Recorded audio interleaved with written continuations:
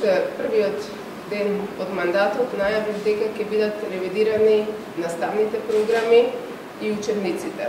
Тоа ќе го прават експертски групи по сите предмети, значи не само по историја, него буквално по сите предмети. Така што ревизијата на сите учебници ќе биде дел од еден процес кој што ќе биде дебатиран на експертско ниво.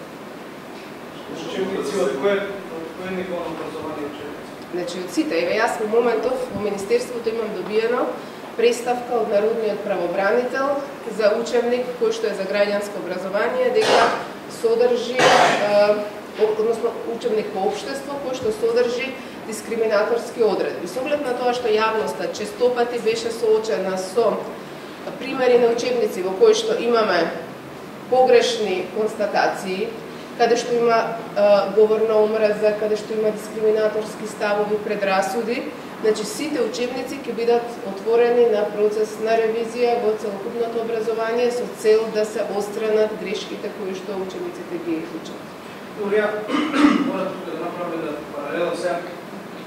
Вие гледајќи ги изјавите на министерот за здравство Албен Таравали што се случувало во тоа министерство, сакам и тука да прашам како се дозволило за овие 10 години или кога излегле тие учебници да поминат без ревизија за да имаат таква содржина дискриминаторска. Некои генерации веќе поминале низ тие содржини. Значи, јас да ви кажам, навистина сум изненадена.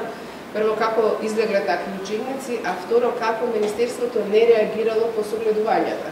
Значи, оваа представка за која што ви ја спомнувам од Народниот правобранител, тој се обраќа во втор пат со ургенција. Значи, веќе има период кој што тој се обратил до Министерството, до Бирото за развој за образование и таа представка била одбиена. Значи, јас мислам дека ние треба да имаме сериозен однос кон сите укажувања. Формирав вчера комисија која што ќе го преразгледа учебникот, доколку се утврди дека содржината е дискриминаторска, таа тематска единица ќе биде отстранета или ако бидат проблем во поголем дел од учебникот ќе биде отстранет. Значи, ние не смееме да дозволиме учениците да учат од погрешни учебници, од учебници кои што ги полнат со предрасуди, со дискриминаторски ставови, со говор на омраза. Мислам дека тука треба да се направи сериозна реформа и планирам да ја направиме.